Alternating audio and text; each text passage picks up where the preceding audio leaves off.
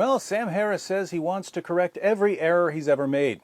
Noble gesture, but I hope Sam's not doing anything for the next 487 years because he's been so incredibly sloppy that it will take him multiple lifetimes to clean up the messes he's made. Let's look at an example from Sam's appearance on the Colbert Report, using this clip because it was the first time I ever saw Sam Harris. So Sam's promoting his book, The End of Faith, and he brings up the virgin birth of Jesus and Muhammad's night journey. Either you have good reasons for what you believe, or you don't. If you have good reasons, those beliefs are part of the worldview of science and rationality generally. If there were good reasons to believe that Jesus was born of a virgin, or that Muhammad went to heaven on a winged horse, that would be part of our rational worldview. Now again, Sam's the one who brings up the virgin birth and Islam, and we can assume that he knows what he's talking about since he talks about Christianity and Islam quite a bit in his books. But when Stephen Colbert runs with the topic that Sam brought up and says that Jesus was born of a virgin, Sam shares some of his expertise and tells his viewers what Islam has to say about the virgin birth. I've got historical evidence. The Bible tells me Jesus was born of a virgin. Yeah, but I mean, there's your witness right there, the Bible. Unfortunately, the Quran says that anyone who thinks that is going to spend eternity in hell. But we're not talking about the Quran, we're talking about the Bible. So, according to the Quran, anyone who thinks that Jesus was born of a virgin will spend eternity in hell. I've never bothered to correct Sam on this, but since he literally asked for it, let's check the Quran. Here is Surah 3, verses 45 to 47. And mention when the angels said, O Mary, indeed Allah gives you good tidings of a word from him, whose name will be the Messiah, Jesus the Son of Mary, distinguished in this world and the hereafter, and among those brought near to Allah. He will speak to the people in the cradle and in maturity, and will be of the righteous. She said, My Lord, how will I have a child when no man has touched me?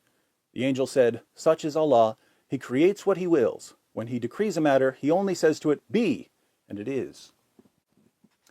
This is one of several passages in the Quran dealing with the virgin birth of Jesus, yet Sam Harris doesn't seem to be aware of any of them.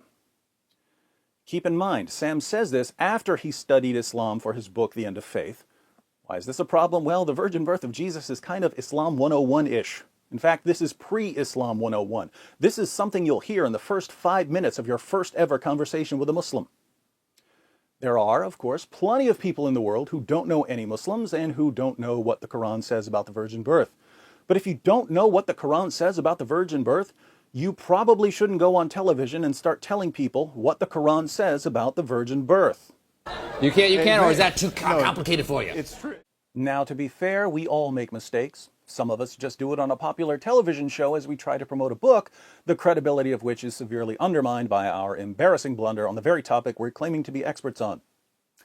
The sad part here is that this mob of clueless narcissistic teenagers who call themselves the new atheists, they go to Sam Harris to learn about religion.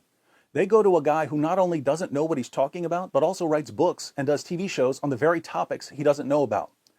And then people wonder why there are all these Internet Harris and Dawkins drones who spend all their time trolling Facebook and Twitter talking about Islam and Christianity when they've obviously never studied either religion. Why do they abandon that age-old principle, study first, then talk, in favor of a new principle, talk always but never studied? Check the role model. Here we can only ask, why aren't these self-proclaimed skeptics at all skeptical about their sources of information? It seems that their irrational, unshakable, cult-like faith in Sam Harris, the Sam Harris delusion, we might call it, just isn't open to any sort of empirical disconfirmation. So no matter how many blunders Sam makes, his followers will do what they do best: follow. Keep the faith, atheists. You're swimming in it.